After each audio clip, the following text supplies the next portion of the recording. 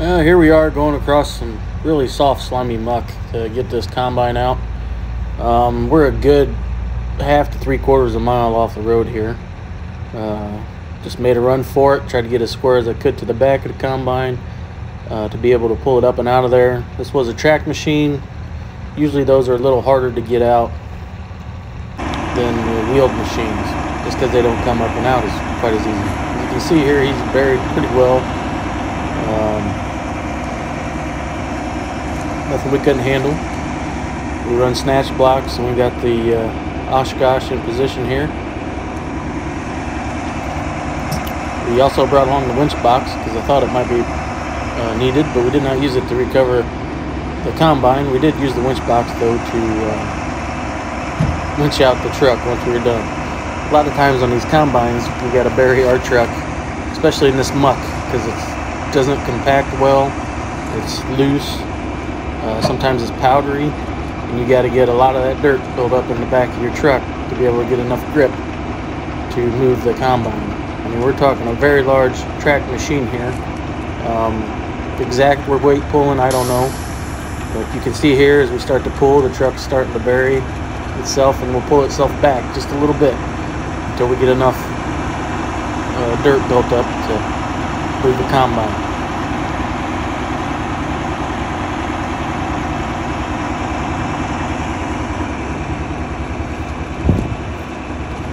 Well, this is where it started getting late. This is November 9th, 2021.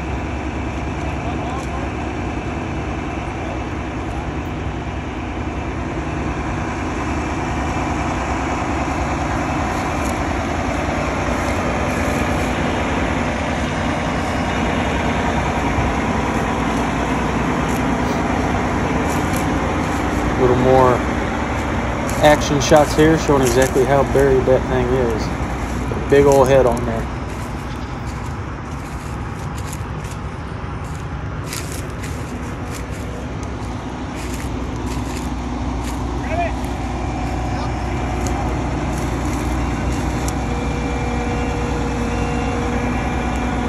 Now you can see I've got enough dirt built up back here that we're going to pull.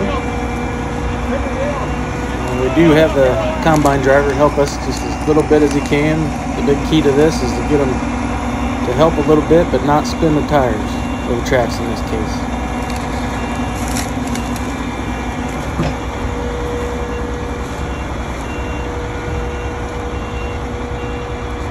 Yeah, and we're running the Oshkosh here with remotes, which helps quite a bit, I think, in safety. And you can walk around and kind of see how things are going. But before, if you're standing at the truck running levers, you know, you might miss a little something here or there, or maybe not stop soon enough to make an adjustment or change or fix your game plan if needed.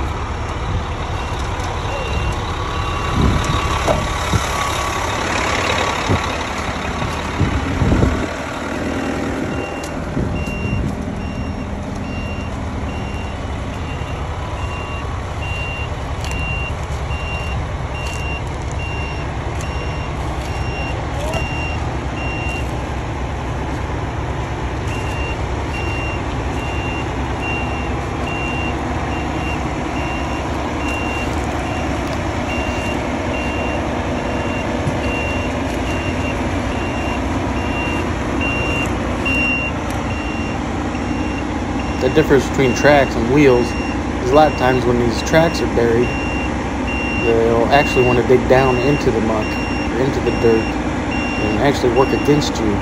This one popped up and out of there really pretty quick, which is good, because if you get them sunk too low, you also have to watch to not damage the head of the combine.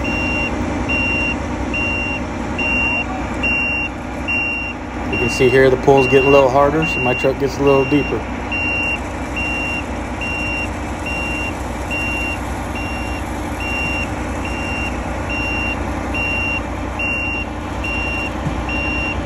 There you can see she's moving pretty good and coming up and out of there fairly decent.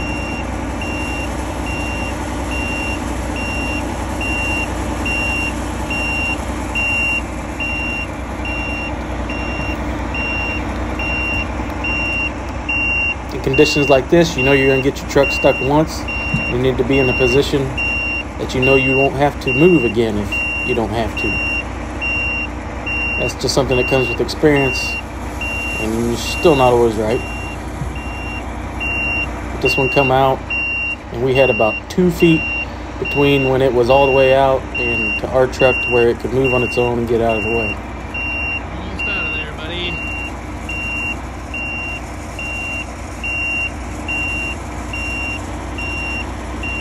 Over the tailboards of the Tonka.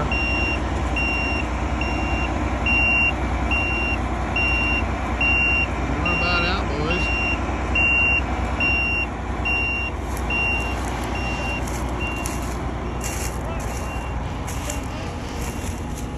Big hole. You can see the rut she left. Water. There's water. It's real watery, mucky soil. This is here where we have the machine out.